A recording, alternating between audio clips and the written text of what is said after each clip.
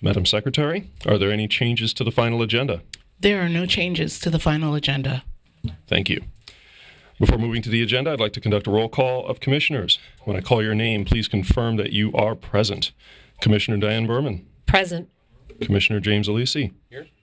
Commissioner Tracy Edwards. Present. Commissioner John Howard. Here. Commissioner Dave Valesky. Here. Commissioner John Majori. Here. Thank you. We'll move to the regular agenda. Our first and only item for discussion today, item 301, case 20-E-0197, which addresses the coordinated grid planning process.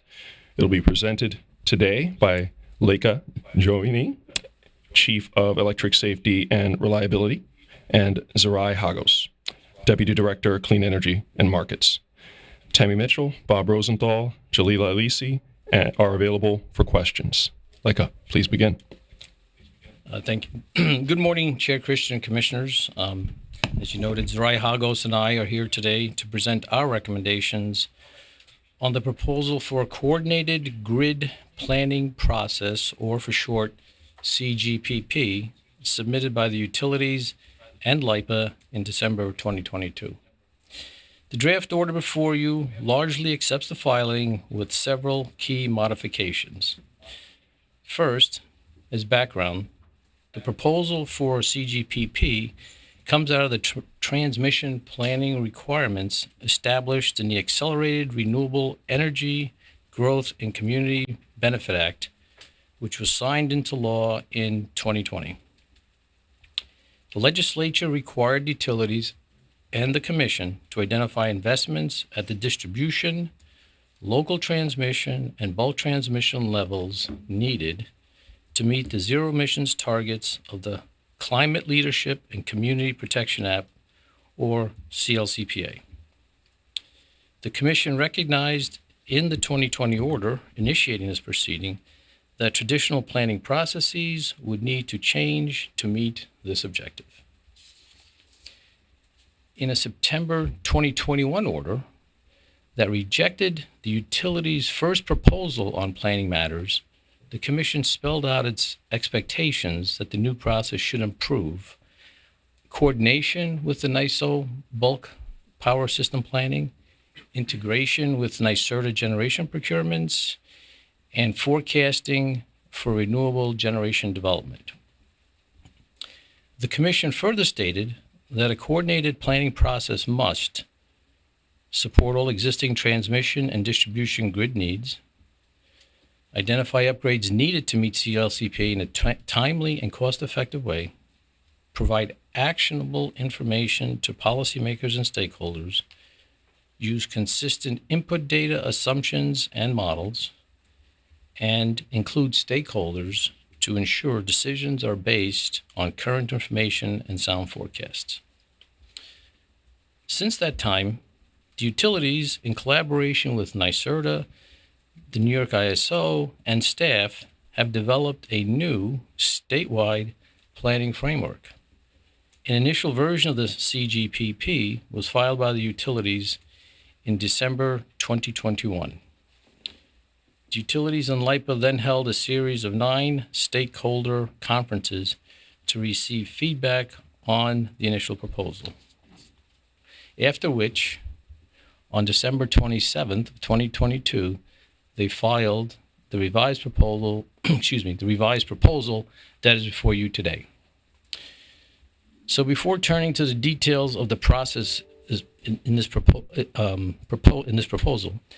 it is important to note that the CGPP represents the first statewide coordinated long-term planning process for the New York grid directed by the Commission.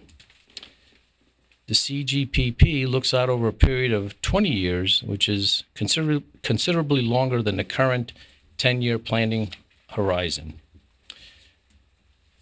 The proposal sets out a sequence of 6 planning studies and assessment stages, which would repeat on a 3-year cycle. In the first stage, utility planners collect relevant data, define up to 3 scenarios, develop a capacity expansion model, and produce initial capacity expansion results. Capacity expansion models are computer models that forecast generation and transmission capacity investments and will be used to project the location and quantity of new generation in the state. In this stage one, should a potential bulk need be indicated or identified, the utilities and LIPA propose that the Commission issue an order finding a public policy transmission need, PPTN for short, that would be followed by a NYSO solicitation for transmission solutions using the NYSO public policy transmission planning process. And the resulting bulk solution identified through this NYSO competitive process could later be evaluated with or alongside local alternatives during stage 5 of the CGP. In stage 2, detailed electric network models, which include power flow and short circuit models, would be developed for the 3 CGPP scenarios. In stage 3, as proposed, each utility and LIPA will use these network models developed in stage 2 to carry out local assessments, identifying any needed local solutions to integrate the new generation forecast from stage 1. Local solutions may include traditional transmission and distribution upgrades, non-wires alternatives, and or advanced technologies. During stage 4, the local solutions are integrated into a statewide network model and studied to identify potential interactions or conflicts. The utilities and LIPA may modify the local solutions developed in stage 3 to address any negative interactions identified during the stage 4. We'll refer to the local solutions developed during stages 3 and 4 as the, quote, preferred solutions for the remainder of this presentation. At stage 5, the capacity expansion model will be updated to include the preferred solutions developed during stages 3 and 4, along with the results from any bulk solution solicitations that may have been initiated during stage 1 as options.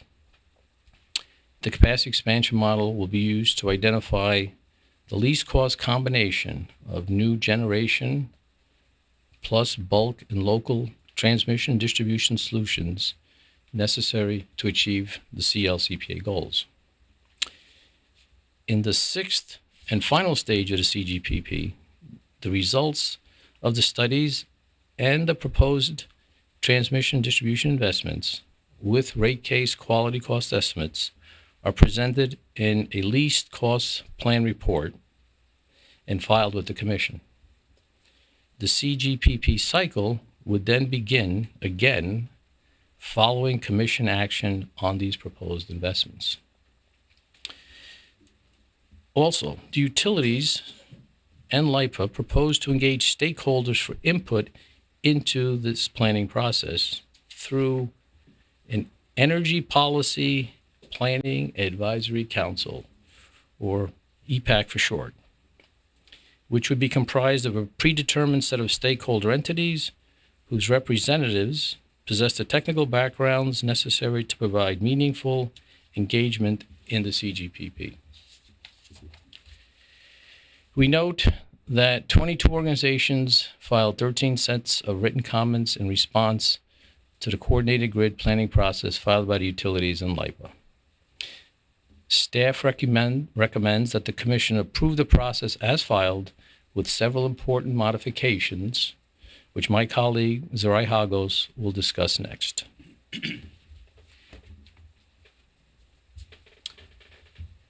In addition to the significant stakeholder comment already received on the proposed planning framework, staff believes continued stakeholder input through an advisory group would be beneficial to the process. We recommend accepting the utilities proposal to create the EPAC. However, the draft order requires some changes to that proposal. The draft order agrees with NextEra Energy Transmission New York the New York Power Authority, or NYPA, and TransSource, that independent transmission developers have highly relevant experience and should be represented in the EPAC. Additionally, the draft order draws from the best practices of the Interconnection Technical Working Group and requires that EPAC stakeholder participants have expertise in system planning. Staff would have responsibility for identifying additional members outside of the utility's proposed list and for ensuring participants have relevant experience.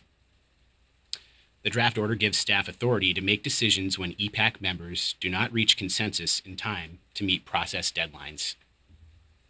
The most common concern raised by stakeholders in response to this proposal was the need to move faster than the proposed 3-year timeline.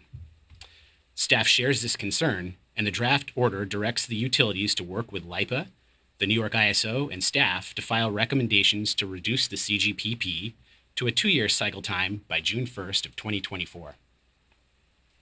In addition to accelerating the investment decisions for the infrastructure needed to support the CLCPA goals, a 2-year cycle time has the added benefit of aligning the CGPP with the New York ISO's 24-month schedule for the system and resource outlook and its broader comprehensive system planning process, a concern highlighted by NYPA. The Alliance for Clean Energy New York, the New York Offshore Wind Alliance, Advanced Energy United, Natural Resources Defense Council, and the American Clean Power Association pointed out that the CGPP analysis should be aligned as much as possible with the New York ISO's System and Resource Outlook, or Outlook policy scenarios.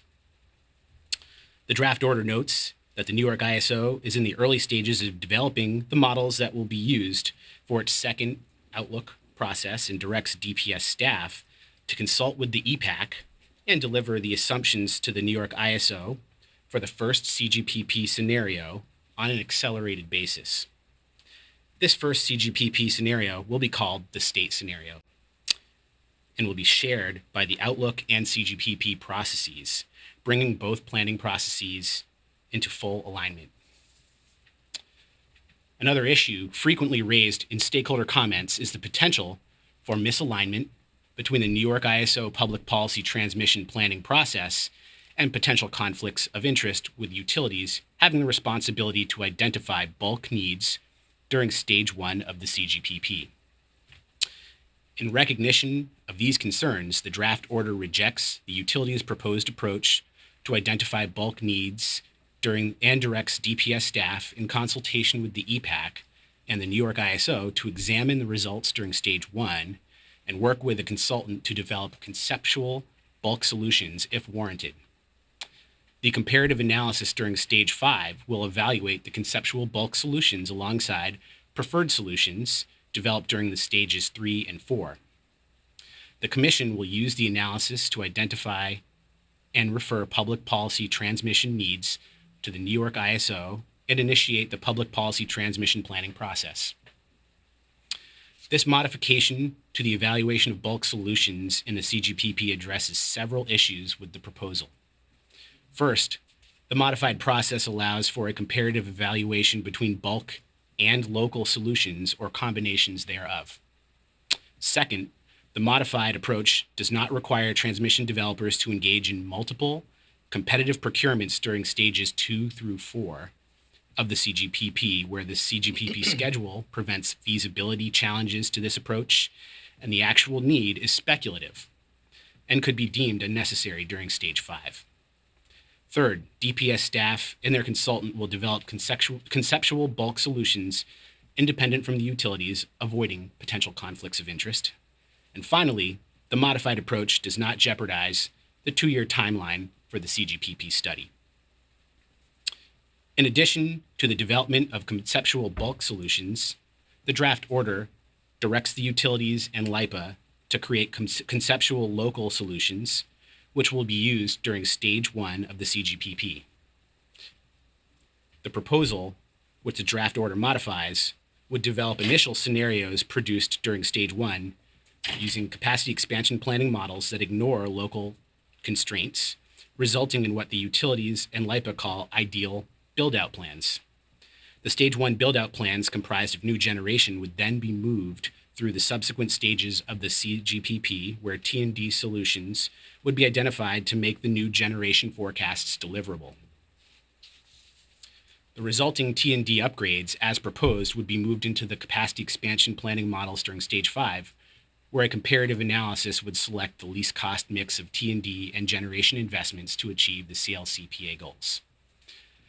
The draft order notes that this proposed process leaves open the possibility that low-cost generation may be built in areas with costly transmission upgrades during Stage 1, resulting in Stage 5 analysis having to choose from suboptimal combinations of T&D upgrades and a final build-out plan that is not least cost.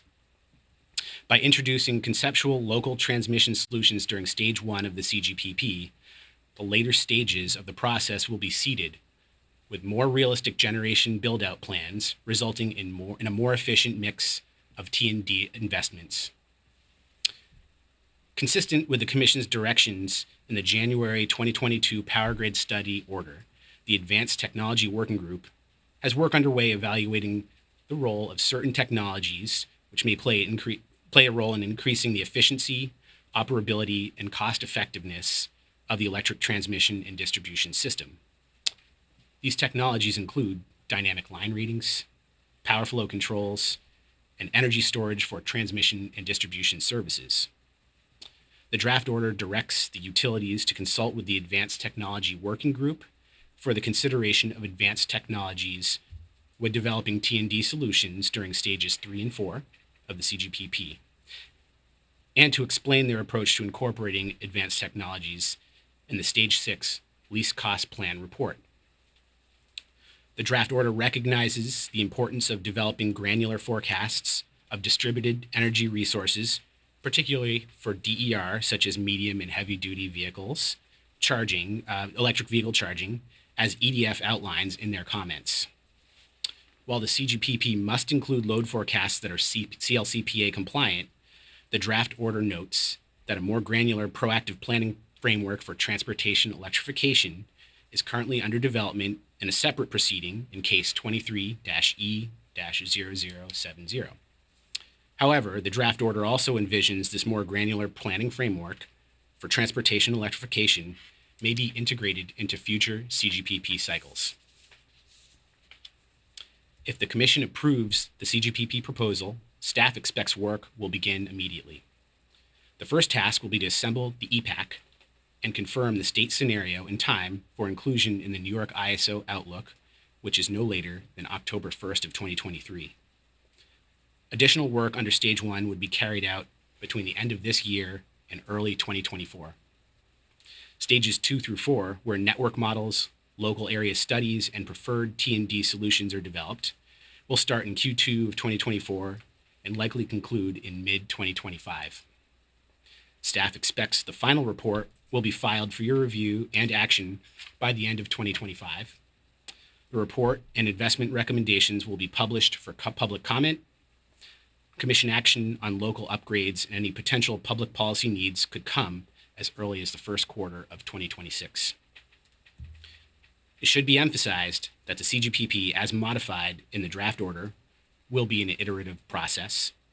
Insight from experience with prior CGPP cycles, availability of improved modeling techniques and tools, and future policy or technological developments may be incorporated into future CGPP cycles.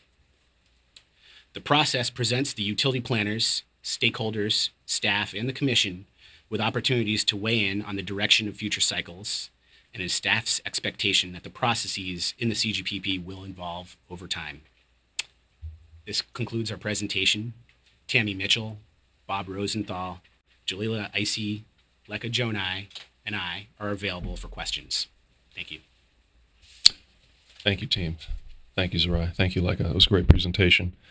You know, what I found interesting in going into this item is that this represents the 13th Commission action coming out of the Accelerated Renewable Energy Growth and Community Benefit Act. Hopefully that's auspicious, that designation.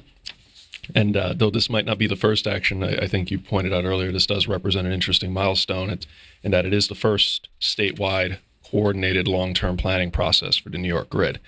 And to my knowledge, I think it's one of, if not the first, one of the first to look out as long and as far ahead as 20 years.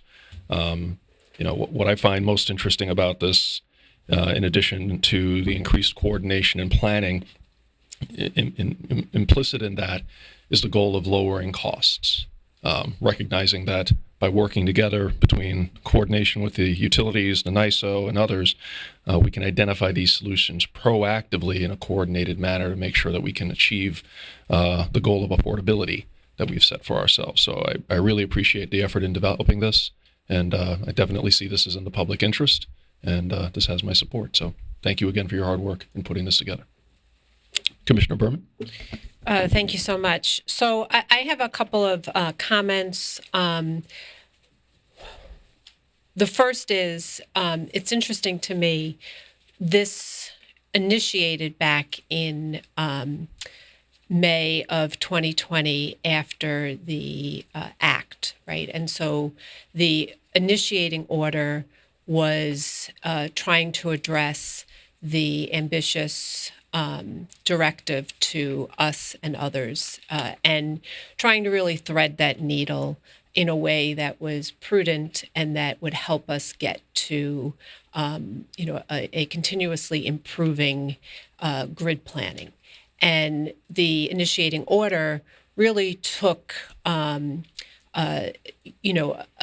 approach in laying out what we were seeking, and then starting to sort of get everything to kind of come together. And so that then led to, as you said, the September 2021 order, which sort of refined and asked for some more filings from the utilities. It's not lost on me that actually I've been here since the act and the two orders, and going through it, it's actually been three different chairs that have shepherded through the next phase, and trying to do that in a way that continues the continuous improvement, and looks at what are we doing and tries to make sure that we're moving forward in a positive way. And I think that brings us to today. I will say that I was very much struck by the comments from the various stakeholders, in that they were very thoughtful. Most of the comments were extremely helpful, and were trying to look at it from the perspective of, we're all on the same page that grid planning is necessary, and coordinated grid planning. We're all on the same page of the need to do this swiftly but responsibly. And these are our concerns on that process. And I, in particular, kind of looked at it in buckets. And the first sort of buckets for me were the comments from NYPA, New York City, and the New York ISO. And I want to really sort of say that I found those to be extremely helpful, especially New York City's comments, because it really sort of laid the groundwork for me on what some of the underlying concerns are as we move forward. And so looking at that, I am still looking at it from the perspective of, are the concerns that were raised, not just by NYPA, New York City, and New York ISO, but by the others, and TransSource, LS Power, NextEra, as well as a few others, raised, which is this process going to be helpful and ensure that it is aligned with the already ongoing processes that the New York ISO does? And is it going to ensure that we do not inappropriately creep into jurisdictional issues, and that in our attempt to coordinate together? Are we making sure that if we are involved in this, that we're actually being helpful and not harmful? And I think as we go through the process, it will be important to keep in mind that the concerns raised by the stakeholders in this aren't going to go away. They're just going to need to be made sure that we're being true to that we are trying to address those concerns, right? And so I appreciate that the order recognizes that it's a continuous process and that we may have to revisit the process. Now, it doesn't mean revisiting the process after the fact. I think there's enough flexibility in here that during the ongoing process, we keep checking in, looping in, working with the stakeholders, and making sure that we're all being sort of true to the intent behind this. I think that the concerns that many of the stakeholders had really fall into several buckets. One, the timing issue, which is going to be, as much as we in this order try to sort of fast track it, the recognition that at any point along this process, the timing is going to consistently keep being an issue, right? And that's going to mean that we're going to need to continually look at, okay, what are we doing? How do we do this? We're not going to, instead of getting in this, we have to do it because we have to do it by X date, we really have to make sure that what we're doing is actually being helpful.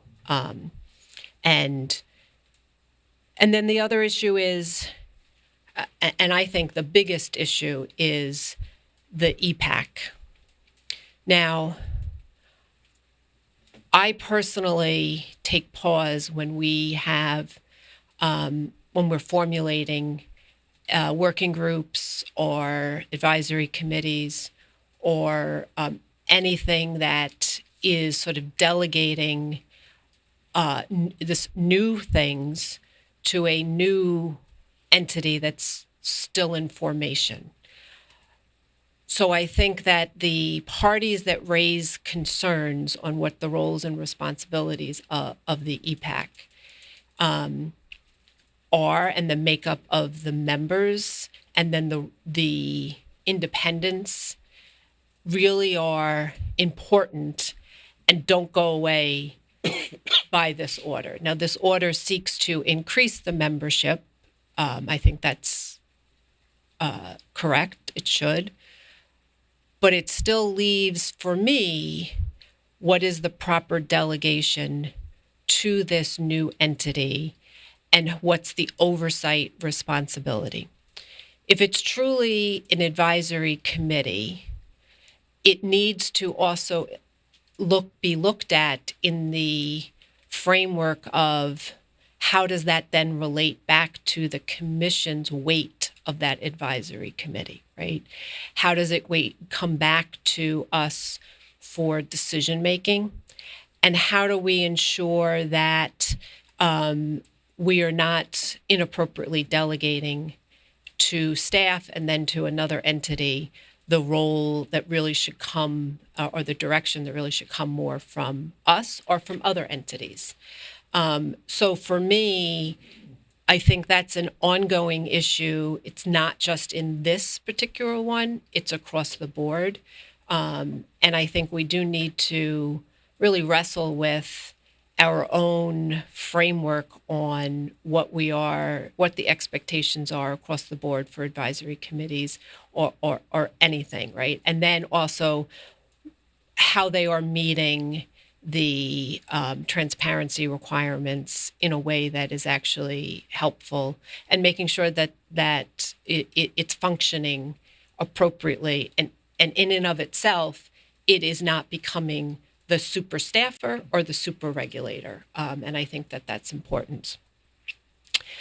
As to the makeup of the membership, I'm not sure what the appropriate membership should look like. I think the order even recognizes that we may, have to be fluid and flexible in that membership. I am concerned, though, that we are giving the responsibility to staff to determine who should be in and the breadth of the scope of their role within that. As it's currently set up, the utilities do have the upper hand. Now, it's the utilities that we're asking to do a lot of work with the planning processes, so it makes sense that they should have a large role. However, I do worry that the way that it's being approached is going to pit people against each other, and then put the staff in the position of calling balls and strikes. I'm not sure that I'm comfortable with staff having that role. And actually, the ISO in its comments talked in a footnote about that many of the issues that may come might even be outside of the staff's responsibilities and things that are sort of outside the expertise of the staff. They said it in a much more condensed way, but I raise it because I do think that staff needs to be careful that they are not sort of micromanaging this process in a way that people are trying to please you, and that it is also allowing different viewpoints in a way that can be helpful. The independence of this process is without question important. So when I see that staff is going to be overseeing the consultant, I worry that the consultant then becomes an arm of the staff versus a true independent consultant to the group, not just to staff. I think that that is an underlying issue of concern for all of the parties, no matter where they sit.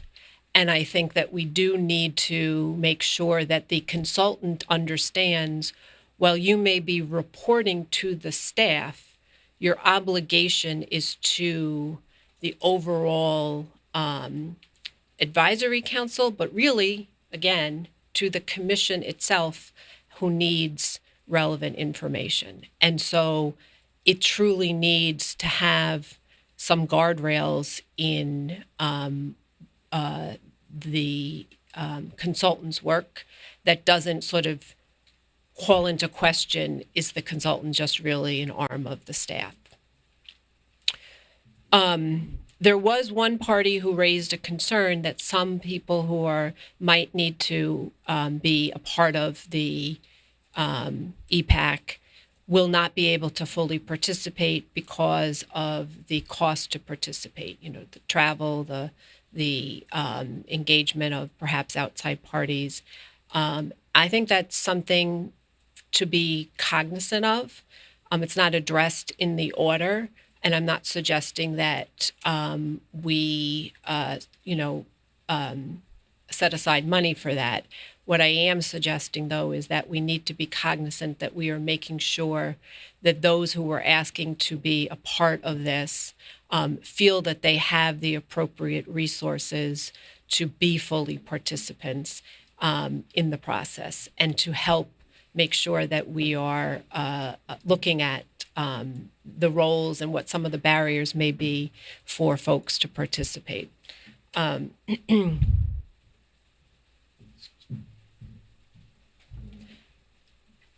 so then the next part for me is that we are looking at how we're syncing with the ISO process. I take pause here because I do think that the good intentions are for us to be aligned. But I do worry that many of the commenters are raising valid issues as it seems to weigh heavily on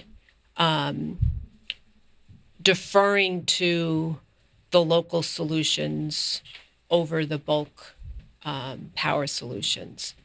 And I worry that in here, we are giving a lot of weight to the utilities and to the state to address local reliability issues that may be more appropriate to take a step back and make sure that we are not pushing one thing over another, and that the to the extent that we see it as local versus bulk, we may actually be inappropriately chilling what really is on the bulk side, and more of the ISO role and the FERC processes, especially with Order 1000. I don't think that this order can fully dictate how to do that. I think that's going to be necessary within the next stakeholder process to make sure that we have full discussions. I'm sure they're going to be robust and very divergent positions, and not to see it as anyone trying to chill the next step, but really trying to get it right and make sure that we are carefully looking at that. The other issue is the costs. There is wording in here on that this is rate case like costs, right? That's how we're going to be defining it. I'm not sure that, and then there's a process for least cost, and I think that we need to really delve into what that looks like and what that means, especially as a lot of the wording seems to be, yep, we get that we're going to be looking at least cost, but some of the transmission upgrades are going to be really costly, but in the end, it'll be less costly. I think that's a little bit of gobbledygook in that how that plays out and what that looks like is in the eye of the beholder. However, there is a regulatory prudency to reviewing what that really should look like, and also keeping in mind that the ISO and FERC have a strong role in helping to flush that out for us and make sure that we are not, again, just trying to fit it into a certain way. And I think the stakeholders in the process can be very helpful in that, but I know that will mean that people will have to be very vocal in their opinions, and I think we should welcome that. The other issue for me is that we have a lot of different stages, and within the stages, they sort of cross-pollinate. I have seen some informal, I'll call them flowcharts, informal flowcharts of what the process may or may not look like. I think it's really important, especially to make sure that everyone is on the same page, that we start off with a formal, and I say we, just, the kicking off this process, a formal flowchart that really tries to make sure that everyone is on the same page, and to the extent that people are identifying which areas of the stages, and within the stages, which areas they see as concerning or needing more detail or perhaps discussion among the larger group, because I think that will be very helpful to make sure we're all kind of looking at it that way. So I would ask for folks to think about sort of that formal, again, I'll call it a flow chart. The other issue is the grid enhancing technologies, and now bringing into the fold the ongoing advanced, I can't forget the acronym, so AWTG, right? ATWG, the Advanced Technology Working Group. Okay, ATWG, right. So that's already had an ongoing process for many people. There's a technical conference. You can go, you can watch the video, there's a lot of different documents. I do think, though, that when we look at now bringing this group into that, we in this order don't really go into any detail of how those two groups will work, in a sense that it may be a little clunky. However, I think that the signal we're trying to send is, yes, technologies and how we are continuously improving are going to be part of this grid planning, and they're necessary for us to be engaged in and aware of. But I put an asterisk on that. We have other pending proceedings. DFERS come to mind. And for, I think the comment period just ended.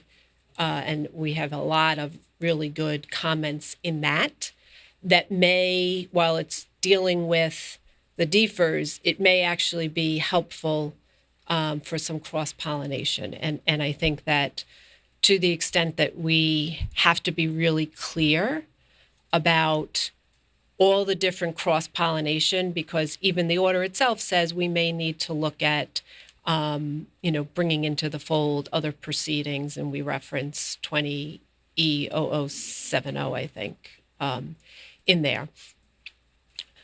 We have to remember, again, that everybody needs to be on the same page, and it's not just taking one proceeding and now moving it into another and saying, well, we dealt with it over there, so, goodbye, good luck, right? We have to figure it out. I am really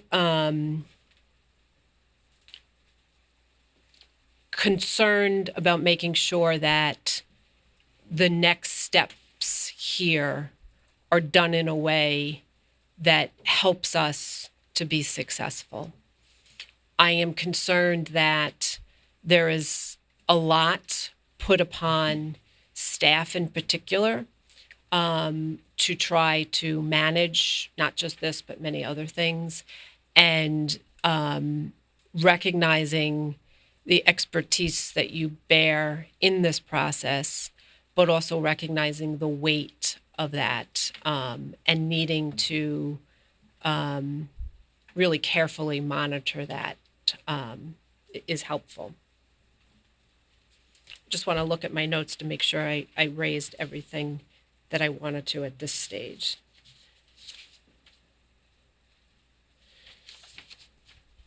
Oh, the one other thing I have is the other theme that I think was in here is the concern that there is, at least how I look at it, as threat to competition, and the concern that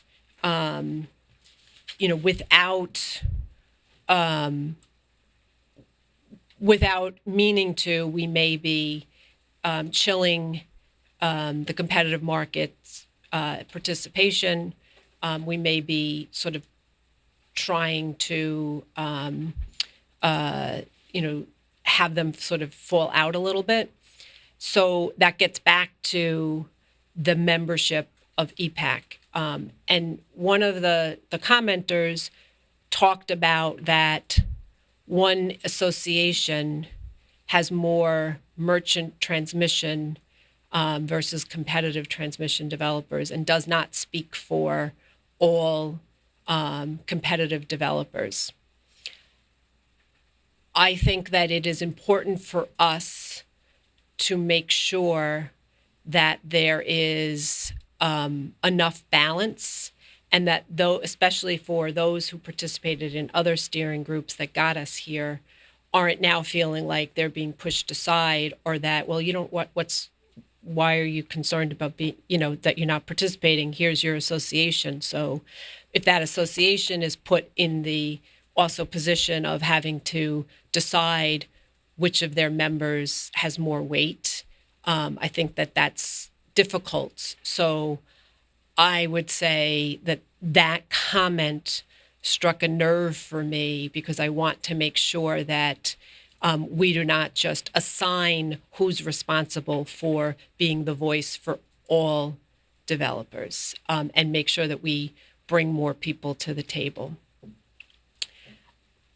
The other thing which goes into that is the proposal and our order talks about others being involved in this at the membership: Utility Intervention Unit, Department of State, City of New York, NYPA, LIPA, Office of Renewable Energy Siting. I am struck that there really are no consumer voices that weighed in. Like, I didn't see Pope, I didn't see MI, I didn't see UIU. And I only raise it because I am making sure that we are looking carefully at the consumer voice, because one of the themes that seemed to come from many of the commenters were a lot of what you're doing may be well-meaning, but it may actually harm the consumer, and the concern with that. And I respect those stakeholders who are weighing in on that, but I want to make sure that we're actually then drilling down with consumers on what that actually means and looks like. I also will say three things to those who may be interested in this proceeding. If you read the order, which right now is a draft order, once we approve it, and you have questions or concerns, you have an obligation, if you think this is important, to make sure you seek clarification or a rehearing, or seek to be a part of the process, to the sole focus of getting us to a better result. And therefore, do not be shy in that, but be helpful in what the concerns are, because I can tell you the concerns raised in the comments initially that got us to today were helpful for us and for me in particular to look at this. But I know that this is just now the next phase and starting gate for this phase, and we will need people to weigh in. Even those who may not have participated in this process, like the New York State Reliability Council and others who are participating in the ISO processes, since we are worried, or we should be, that we may trip into jurisdictional issues that are not in our wheelhouse, we need those who are in that wheelhouse to take a step over here and look to make sure that it is really being aligned in a way that is helpful. And that's really the ultimate goal of continuous improvement in this process. So I will be concurring on this order, and I thank you for the opportunity to share my thoughts on this. Thank you. Commissioner Leasing. Thank you, Mr. Chairman. So it's a roadmap to get us from legislative concept to the reality of achieving our goals, and apparently has universal support from all of the stakeholders. And in supporting this, let me just say I give you my full faith and express my complete confidence in the ability of the department to continue to deliver as you work within yourselves and with others outside of the department who are professionals themselves.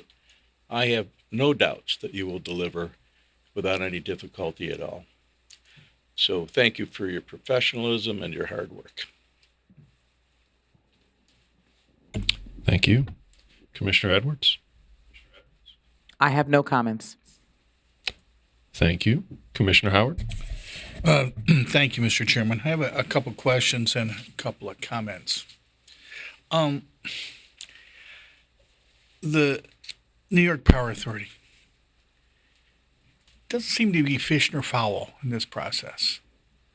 They are a large incumbent transmission owner, biggest transmission owner in the state, and they also are developers and have been recently charged with pursuing more development with a parallel legislative action. So I'm just sort of curious how what we think. Are we going to treat them as, and clearly they're going to be members of the impact group, but, are they there as developers? Are they there as owners? Are they there as fulfilling a new public policy mandate that they've received? I find it's just going to be difficult to that because they are multiple entities now, doing multiple jobs at the same time. So I'm just curious how you respond to those questions. That's an interesting question, Commissioner Howard. If we're looking at the potential NYPA's potential role in the EPAC, it's a really important, responsibility we're placing on the EPAC to help shape the scenarios primarily for the entire process. And the way I look at, the work that's going to be undertaken in stage one is it's really just setting what the assumptions are that feed into the models that kind of determine, different levels of growth and where it's going to happen throughout the state. And so things like what is the load forecast? What are the gas price forecasts? The EPAC is going to have to provide their technical expertise to weigh in on those questions. And I'd like to think that it shouldn't really matter whether it's a transmission developer or, the New York Independent System Operator or a renewable developer. If they have, useful input into setting those assumptions, the EPAC, in the process, the administrative process that the staff oversees for the EPAC will weigh in, take those concepts into consideration, and it will result in more robust and appropriate assumptions for the following stages of the CGPP. And so whether we think of NYPA as a transmission developer, a renewable developer, or some other type of entity, I'd like to think that the process would use the best information that they bring to it, and it wouldn't change the way that. That I think that's pretty clear from the beginning stages. Be at some point, people are going to see opportunities in a competitive world potentially for more build out through the PPTN process or what have you. So I think it gets much more tricky as you move forward, not just with the Power Authority, but also those folks who are straight up developers on the competitive side and how it's going to be tricky on the best of days. And it will require a level of transparency of the participants that will be, more necessary. Not that our processes are opaque, but in this case, everybody's going to have to show their cards at some point. So again, that doesn't get till on much later in the stages. But again, if you're making plans for large capital investments, those take a long time, and you start thinking about them very early. So again, it just needs to be in our mind as we manage that going forward. If I may just offer one additional bit of explanation, I think the competitive concerns are really around, from my opinion, the primary competitive concerns are whether the process favors local solutions that are utility owned versus a competitive process through the New York ISO's PPTN process or potentially NYPA's authority to execute bulk solutions on a accelerated basis. And just the end of stage one, the EPAC is going to, make recommendations on which bulk solutions should be considered in subsequent stages. And immediately following that recommendation, this order directs staff to file a mid-cycle report with the commission to present, that discourse. And so you'll have an early indication of how it's going and what the concerns are, I think, at that point. It's not, I don't know that it'll alleviate all of your concerns. It probably shouldn't, No. but I just want to emphasize that this will be fairly transparent and there'll be many opportunities for Will the stakeholders and the commission. members of the the committee, EPAC, will they be subject to some non-disclosure sort of agreements? I mean, at some point, we do push up against their competitive positions and or whatever proprietary stuff they have. But so, will everybody be able to see these proceedings?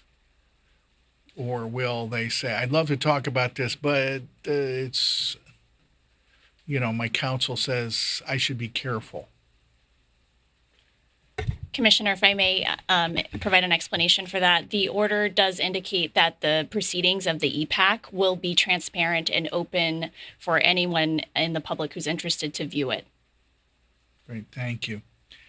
Now, the next question is, we're not alone in this. As recently, the FERC issued an extensive draft order. I mean, extensive, 1,300 pages. I want to believe that we are jumping ahead, that this process, from my understanding, more than meets at least the spirit of that order, of that draft order,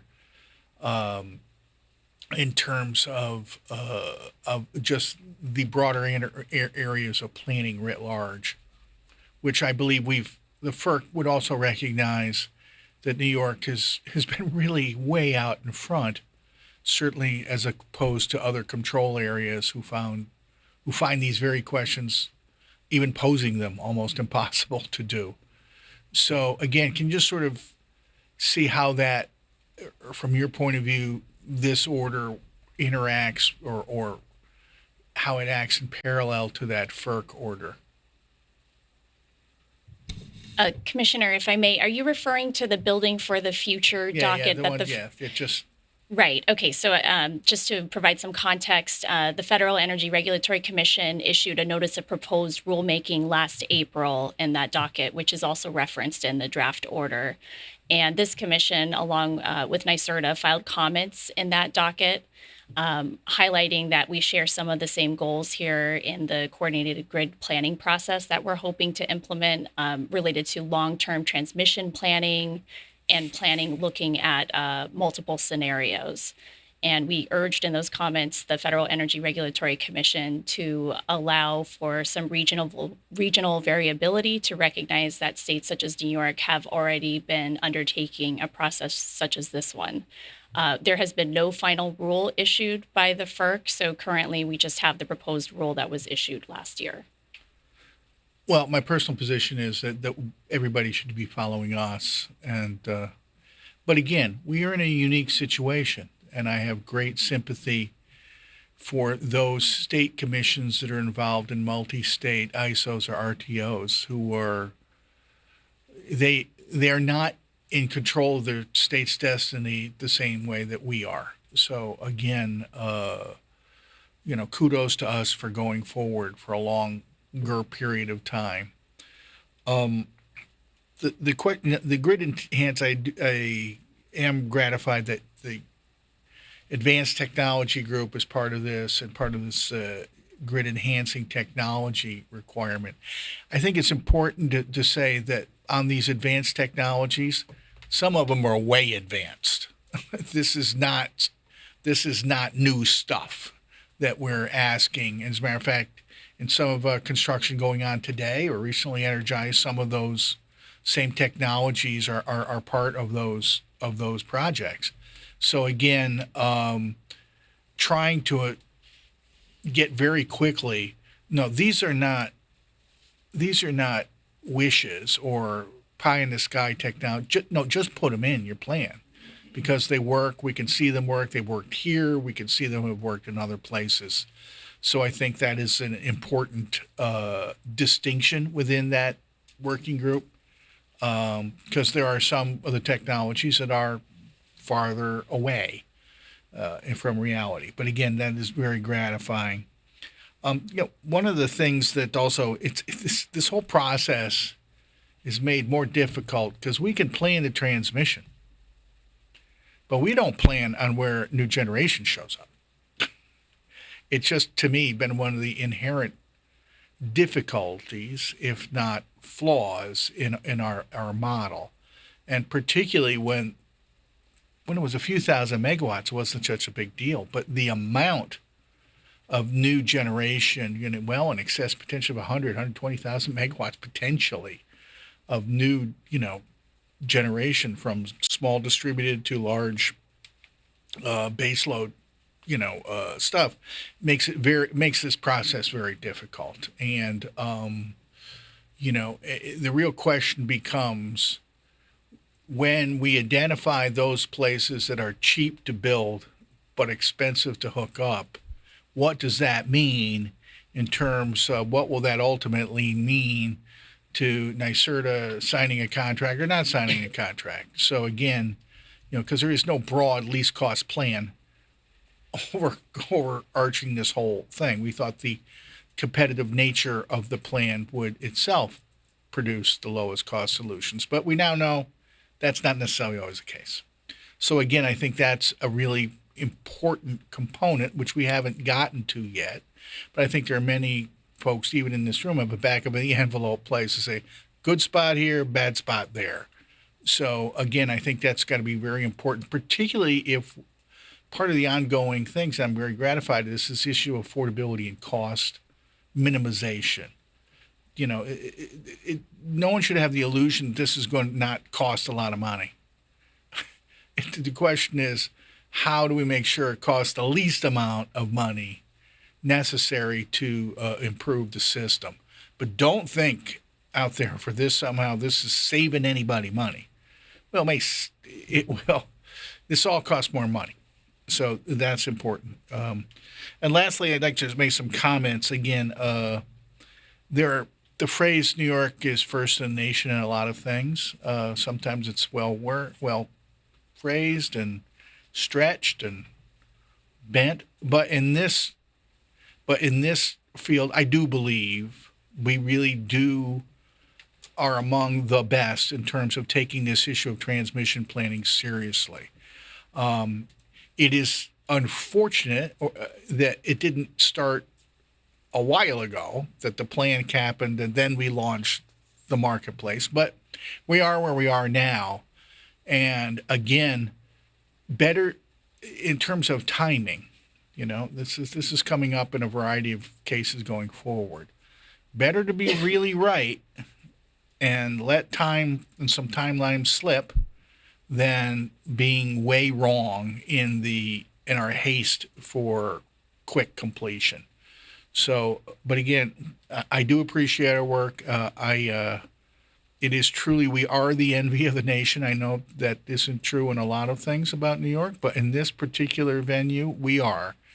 And again, I think we have a lot to share with other parts of the country on how we can do this, and particularly in a very densely congested state with very high costs.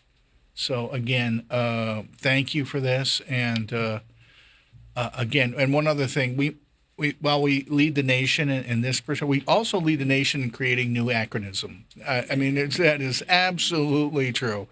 I think we create a new book every year. But again, congratulations, because the real work hasn't really begun yet. So again, I look forward to its outcome. Thank you. Thank you.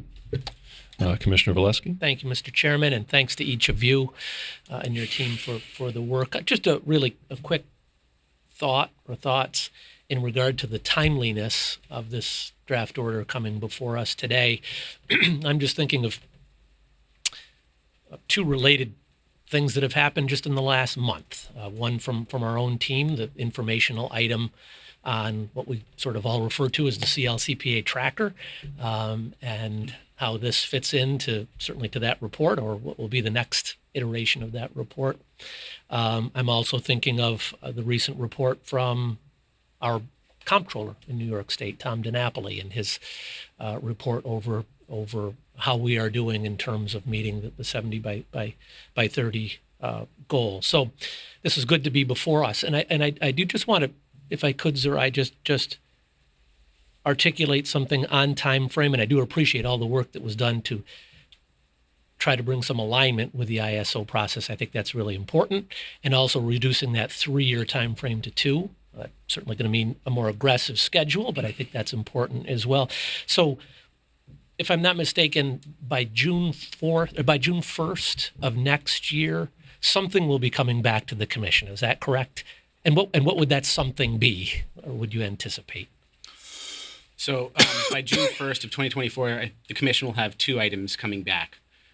The first is the one that you just referenced, which is a filing that will describe how the process could be condensed into a 2-year time frame, right? Because there's a lot of work in this process, right? And staff reviewed the comments and worked closely with the New York Independent System Operator staff, the utilities to kick the tires and explore every possible opportunity to save time and achieve a 2-year cycle now. But we just, modifying the process from where we started from the filing, we just did not have enough evidence to bring that to the commission. And so immediately following, if this draft order is adopted, we'll start working right away with those, with our colleagues to develop a plan to really identify how we could make some significant changes to move to a 2-year cycle. And that's what's going to be filed in 2024. But I'll also add, I mentioned this in, I think, response to one of Commissioner Howard's questions. We'll also be presenting a mid-cycle update on June 1st of 2024 that will describe the work to date at that point. Okay. And then simultaneously, the first report, I think you referred to it as the state scenario. So the work in developing that particular report, the first report, will be taking place simultaneously, and we could see or likely will see something by the end of 2025, according to your presentation. Is that correct? Well, the initial results that forecast where the renewable generation will be built out of stage 1 should be available by no later than the second quarter of 2024 as an interim step. And then, correctly, as you stated, the final report is expected to be available and filed by the end of 2025. That will have a comprehensive set of recommended investments that's supported by all of the stages of the process. Okay. And then the commission at that time would take whatever action they deem appropriate. Correct, and that's really why there's a 3-year cycle.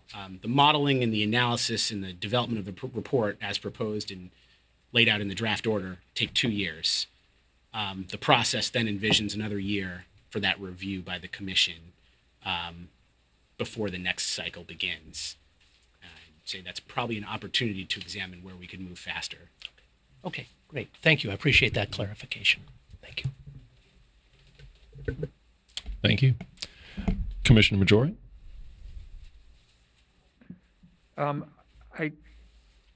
Commissioner Berman pointed out several of the key concepts that were raised by Commissioner Majori, stakeholders. And yes, could you please speak louder or sure, move your thank mic you. closer? Okay, I think I was too far from the mic. Yeah, I wanted to note that I picked up on several of the comments that Commissioner Berman also referred to. She identified several of the questions that were raised by stakeholders and other public commenters.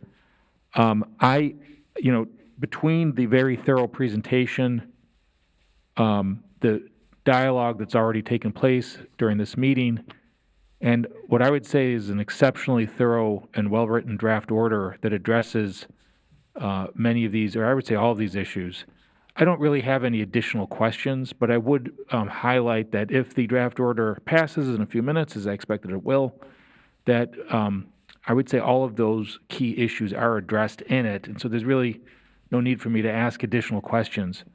I'm planning to vote in support of this item, and that's it. Thank you. Thank you. We'll now do a call for a vote. My vote is in favor of the recommendation to approve the coordinated grid planning process as discussed. Commissioner Berman, how do you vote? I concur. Commissioner Alisi? Yes. Commissioner Edwards? I am recusing from this item. Commissioner Howard? Yes. Commissioner Valesky? Yes. Commissioner Majori? Yes. Thank you, everyone. The item is approved and the recommendations are adopted.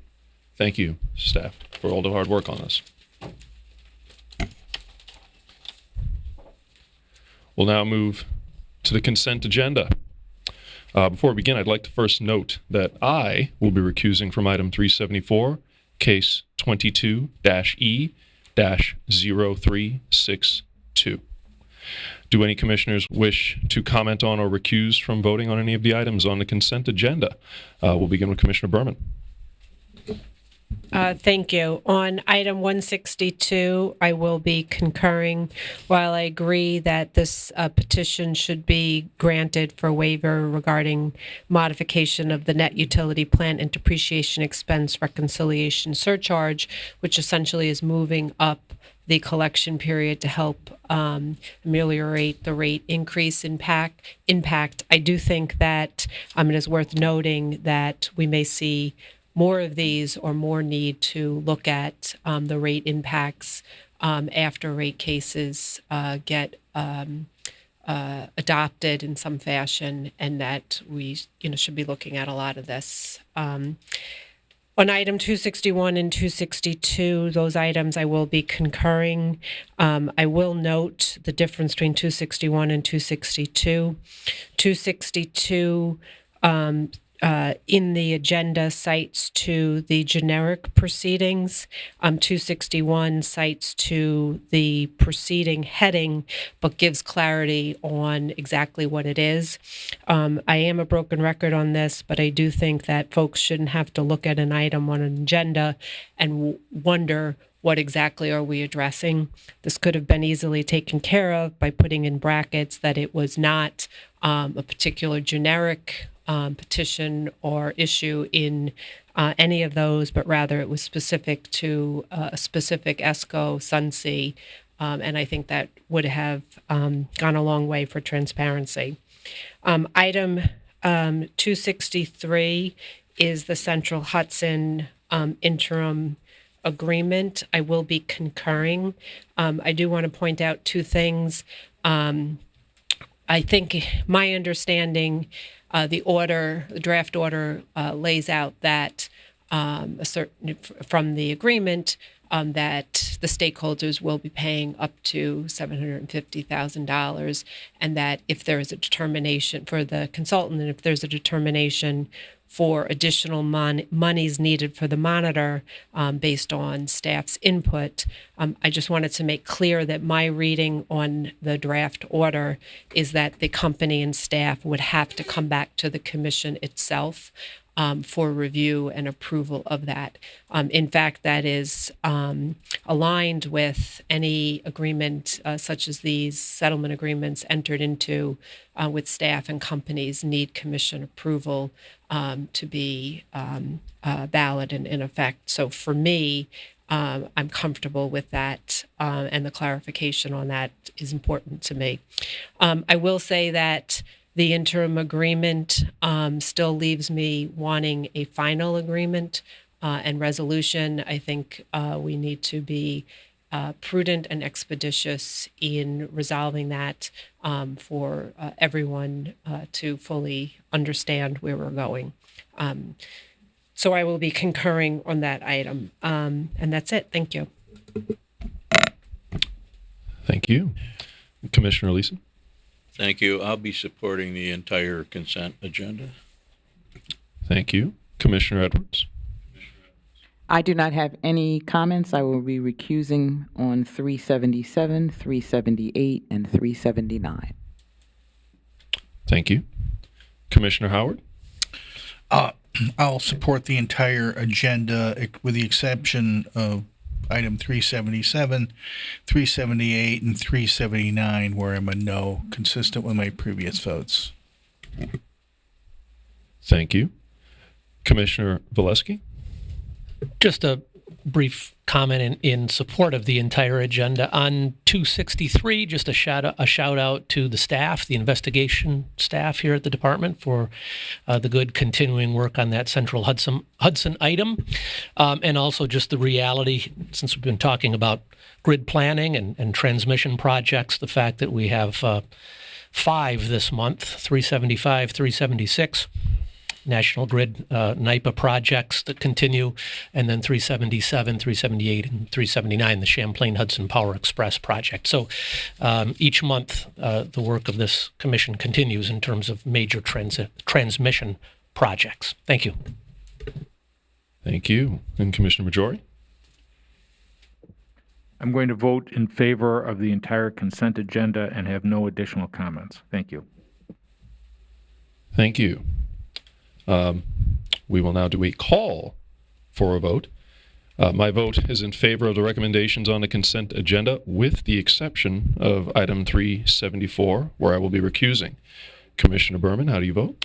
I vote yes on all consent agenda items except 162, 261, 262, and 263. I concur. Thank you. Thank you. Commissioner Elise? I vote yes on all items. Thank you. Commissioner Edwards? I vote yes on all items with the exception of 377, 378, and 379, where I am recused. Thank you. Commissioner Howard? Yes on all items with the exception of 377, 378, and 379, where I'm a no. Thank you. Commissioner Valesky? Yes on all items. Thank you. Commissioner Majori? Yes on all items. Thank you. The items are approved and the recommendations are adopted. Madam Secretary, is there anything further to come before us today? There's nothing further today. Thank you. And with that, I adjourn. Thank you, everyone.